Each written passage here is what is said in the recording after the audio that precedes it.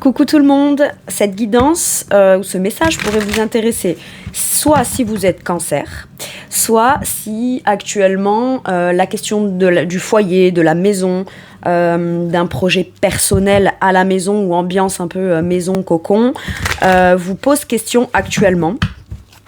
Ou pour voir tout simplement si ça vous intéresse, une énergie liée à vous, votre maison, votre foyer, tout ce qui est très familial, le cercle restreint personnel. Allez, on va aller voir ça. Évidemment, ça reste une guidance générale, vous prenez vraiment que ce qui vous aide, ce qui résonne, ce qui vous fait du bien, et le reste, vous le laissez de côté. Allez, qu'est-ce qu'on nous dit donc, soit pour les cancers, soit pour l'énergie, la maison, du foyer. Qu'est-ce qu'on a? Première énergie. La reine de Pentacle. On adore la reine de Pentacle. Alors, que vous soyez cancer ou que cette énergie-là vous intéresse ou vous pose question, on est dans une phase d'énergie là où on planifie, on organise, on prend soin. Les choses sont posées, sont ancrées.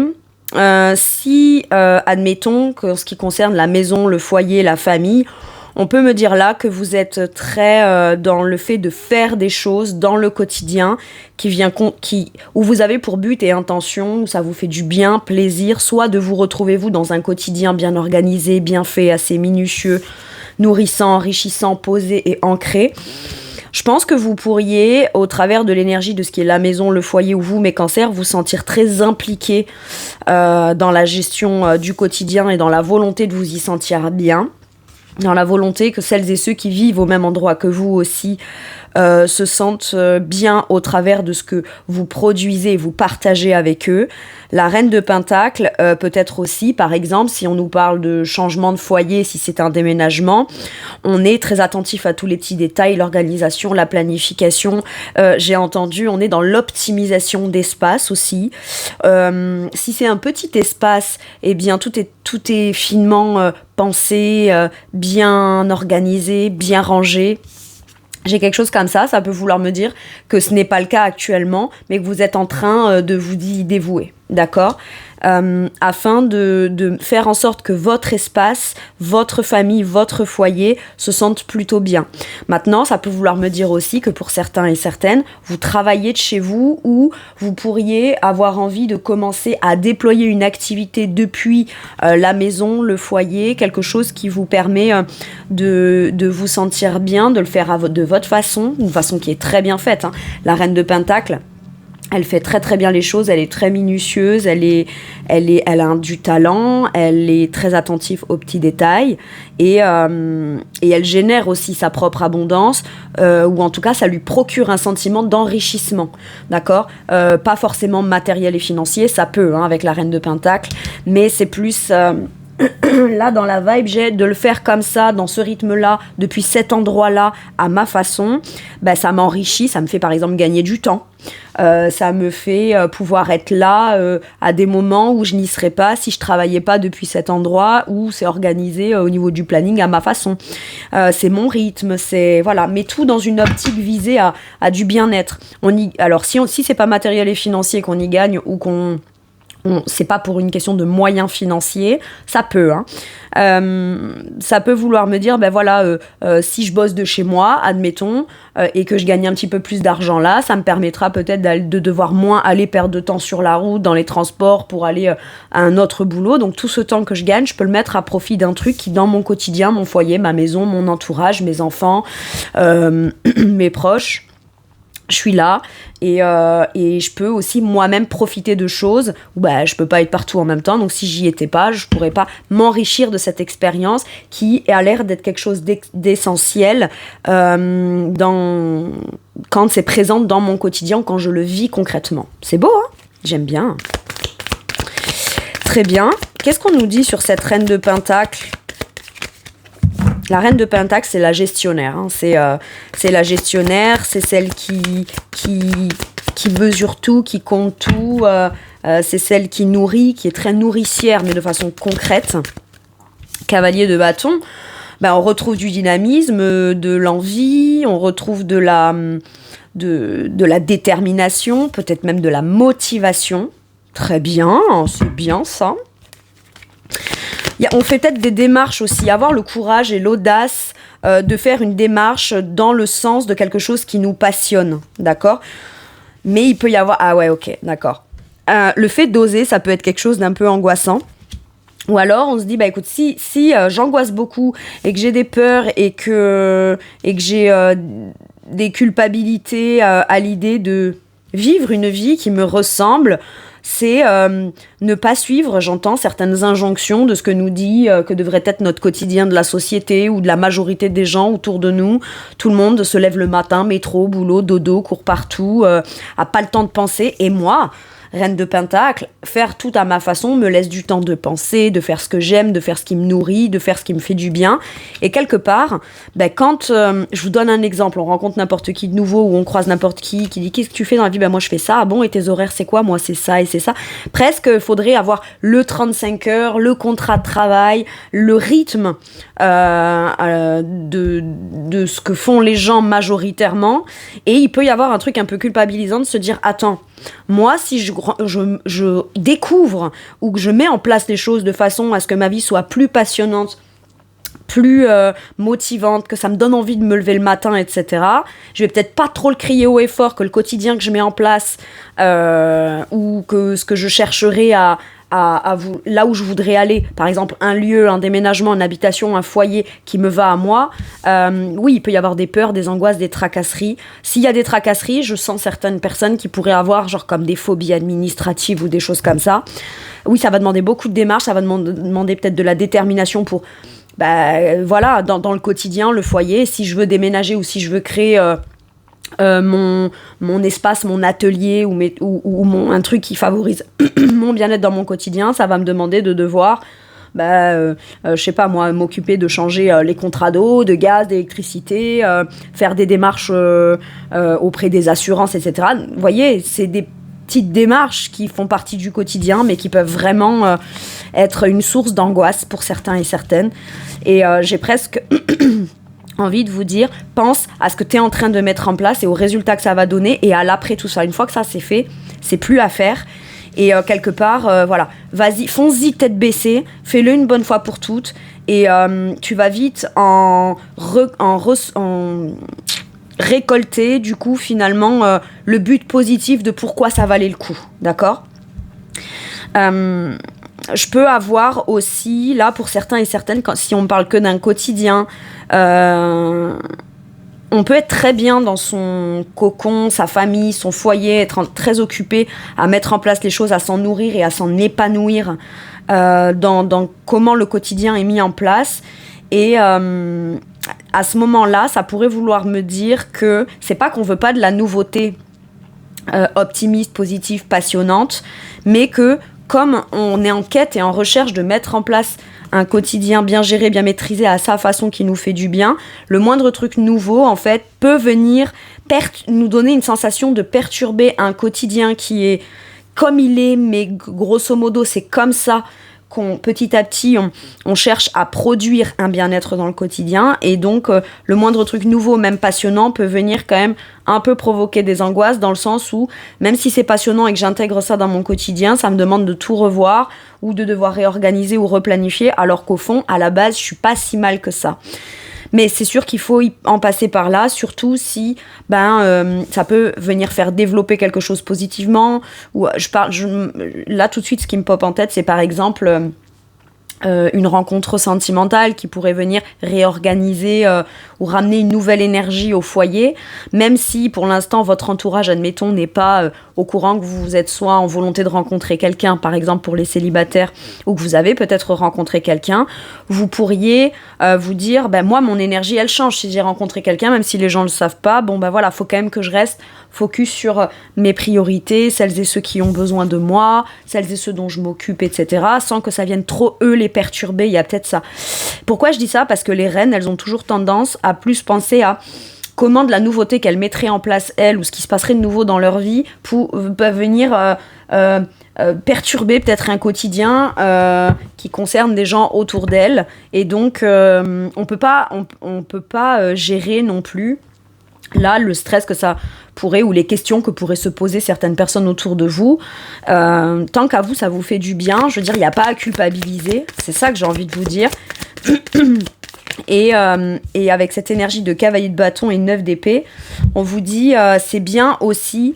toi, t'as aussi fait le tour de certaines choses. T'as peut-être envie de prendre un nouveau départ où tu serais beaucoup plus fier de toi, qui te ressemble plus, qui ferait que tu te sentirais beaucoup plus accompli individuellement et personnellement. Et c'est ta façon à toi de vivre ta vie, de prendre ta place. Avec le 6 de coupe, je peux avoir une idée de tracas par rapport aux enfants, ou à un truc qui changerait, et un nouveau départ ou un nouveau cycle, ou peut-être quelque chose qui se passe à distance. Si c'est un déménagement, comment je vais m'organiser pour tout mettre en place pour moi, pour le nouveau quotidien, pour les enfants, etc. Parce qu'avec le monde, on peut me dire que là, on est comme à aller prendre sa place en dehors ou ailleurs que là où on est.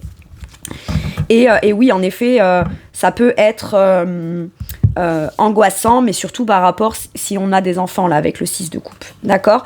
Mais c'est une façon aussi, ok, je dois vous le dire, les enfants, eux, ont une capacité d'adaptation. C'est pas qu'ils s'adaptent mieux que les adultes quand il y a du changement, c'est juste que eux sont beaucoup plus dans l'instant présent. Donc un instant, ils sont là, l'instant d'après, s'ils sont ailleurs, ils vont s'adapter facilement parce qu'ils ont pas cette compétence que vous n'avez pas. C'est juste que eux ont encore ce truc de dans l'instant présent. C'est ça qui me fait du bien dans la nouveauté. Ou alors, puisqu'on en est là, on se tracasse plus forcément pour l'ancien. Et comment est-ce qu'on maintenant on peut se déployer là, à partir de là où on est, vous voyez ? C'est l'exemple des enfants qui n'ont pas de copains ou copines. Si on va se promener dans un parc, vous connaissez personne, vous débarquez, vous arrivez. Eux, en un quart d'heure, ils se sont fait un copain. Je peux aller jouer là-bas. Quel copain ? Je le connais pas. Oui, mais parce que là, on vient de se... Vous voyez ? Eux, ils ont cette ils ont ce truc inné qui n'a pas été étouffé ou conditionné encore chez eux. Je dois le dire. Donc, quelque part, c'est qu'en vous, il y a aussi ce truc-là qui existe encore et qui est peut-être allé à chercher à l'intérieur de vous pour vous approprier un nouveau quotidien, quelque chose d'épanouissant pour vous, potentiellement même dans des nouvelles rencontres qui seraient très épanouissantes pour vous, qui viendraient élargir votre cercle relationnel, vous faire des nouveaux amis, rencontrer des gens avec qui ça peut aussi être fun, la nouveauté. Donc, on vous dit, ne culpabilise pas, peut-être de pas t'être senti motivé jusqu'à maintenant. Fais les choses dès que tu sens que t'as l'énergie et avance et fais tes démarches. Plus rapidement t'as terminé. C'est pas pour vous mettre la pression, mais c'est parce qu'on a un vrai but. On a un but d'équilibre, de réciprocité émotionnelle, d'accomplissement personnel, de succès, de victoire. Et puis le succès et la victoire ou la reconnaissance publique, ce n'est pas que je gagne bien ma vie, je réussis à atteindre un niveau social plus élevé ou quoi. C'est pas que ça, c'est le simple fait de se sentir épanoui au travers de certaines difficultés qu'on a vécues dans des choses, mais d'embrasser et d'ouvrir les bras ou de s'ouvrir à de la nouveauté qui peut vous faire vous sentir beaucoup plus juste ou équilibré dans de la réciprocité émotionnelle et vous faire rencontrer des nouvelles personnes ou vivre une vie d'une nouvelle façon, ou votre façon de réciproquer peut-être plus doux, plus gentil, plus approprié à votre énergie de douceur, parce que vous êtes en quête de douceur, d'ancrage et de bien-être dans le quotidien. Si c'est ça qui vous fait vous sentir dans le succès, la victoire, la reconnaissance, quelqu'un, vous verrez, vous dire « Oh, t'as bonne mine, qu'est-ce qui se passe ? T'as gagné au loto ?» Ou alors « Qu'est-ce que t'as eu comme bonne nouvelle ?» Pas forcément, j'ai un quotidien qui me va bien et je mets en place les choses pour entretenir un quotidien qui me va et je me sens accomplie comme ça. Tout de suite, ça vous fait revenir à quelque chose ou dans un sentiment peut-être de bien-être et d'équité émotionnel, dans du donner et du recevoir, ou une façon de pouvoir réciproquer qui est bonne pour vous. Maintenant, là, pour les célibataires, je peux avoir l'idée quand même qu'en bougeant, en s'ouvrant de la nouveauté, on pourrait rencontrer quelqu'un avec soit un ami de longue date, avec qui il est enfin possible de pouvoir réciproquer et de vivre les choses concrètement. soit quelqu'un qu'on pourrait identifier comme, même ça fait pas longtemps qu'on se connaît, j'ai l'impression qu'on se connaît depuis toujours, un peu comme, allez, je vais dire le gros mot, un peu l'énergie de l'âme sœur là, vous voyez. Je dis le gros mot parce que voilà, je veux pas, ça reste du général et je veux pas non plus vous faire marteler en tête que parce que c'est une énergie d'âme sœur, voilà, s'il y a des angoisses et qu'il y a des peurs, etc., voilà, faut aller en trouver la source et il faut comprendre ce qui est de l'ordre de la peur ou de l'ordre de c'est j'ai raison d'avoir peur et à ce moment-là, bah, je fais en sorte de clarifier les choses pour plus avoir des peurs liées à me sentir très proche et très, peut-être même intime avec quelqu'un de nouveau. Mais voilà, il y a besoin, voilà, et vous, de vous dire bah, comment je peux composer avec cette peut-être nouvelle relation qui me fait m'ouvrir à une nouvelle relation avec qui ça se passerait bien, mais en même temps faire en sorte par exemple que mes proches ou mes enfants ne soient pas inquiets. Bah ça, tout ne dépend pas de vous, tout n'est pas dans vos mains, dans votre pouvoir, mais c'est pas une question de pouvoir ou de vouloir rassurer les uns les autres, c'est que ce n'est pas de votre responsabilité. À partir du moment où vous faites tout pour que tout le monde se sente bien autour de vous, vous avez le droit vous aussi de vivre quelque chose ou si les gens vous disent mais je m'inquiète pour toi ou machin, ou que vous, ça vous fait culpabiliser, de dire attends stop, je t'arrête tout de suite. Il y a tout ce que je fais pour vous qui vous concerne et qui nous concerne nous, mais il y a aussi ce qui me concerne moi, voilà. On verra bien comment les choses se passent, mais à partir du moment où moi ça me fait du bien, il y a peut-être un truc comme ça aussi.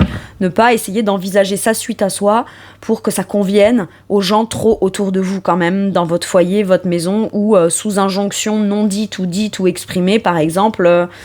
des enfants, je veux bien qu'il faut pas les traumater et je veux bien qu'il faut pas leur imposer trop de nouveautés sans leur expliquer les choses, mais quand on parle avec les gens autour de nous, que ce soit des enfants, des proches, etc., ben c'est important qu'ils prennent en considération ce qui se passe à vous aussi de nouveau dans votre vie ou ce que vous aimeriez qu'il se passe de nouveau dans votre vie, de nouveau pour pouvoir vous donner de l'élan, vous motiver, vous passionner, voilà. Alors après, est-ce que c'est bon, est-ce que c'est pas bon, est-ce que ils vont bien s'entendre ou pas s'entendre ou quoi, bah ça j'ai envie de dire vous le verrez bien dans l'instant. Et puis s'il y a des trucs qui coincent entre certaines personnes d'une nouvelle rencontre par exemple, c'est un exemple, et vos enfants ou vos parents, votre famille ou les gens proches de vous, bah, ce sera à eux de régler leurs problématiques et d'essayer de trouver un terrain d'entente harmonieux ou d'équilibre, quoi. Vous voyez, mais vous prenez en considération quand même votre bien-être parce que c'est quand même important pour vous. Ouais.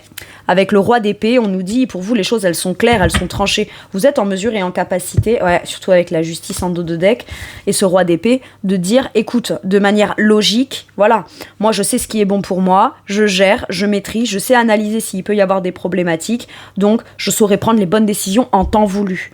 Et c'est pour ça peut-être que j'avais l'énergie des enfants qui est capable de s'adapter à l'instant présent. Ça sert, enfin c'est pas que ça sert à rien. C'est-à-dire que le 9 d'épée, quand on le vit ou quand on le ressent, il a une raison. Il y a un endroit où il est légitime en fait.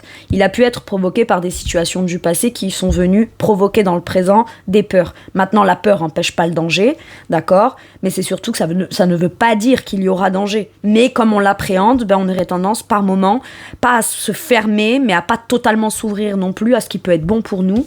Et ce roi d'épée a l'expérience, l'intelligence, c'est reconnaître, c'est discerner, c'est précisément comment analyser chaque instant les choses pour savoir prendre des décisions en fonction de ce qui est de manière factuelle et pas forcément de manière envisagée dans le pire. Vous voyez, c'est ça.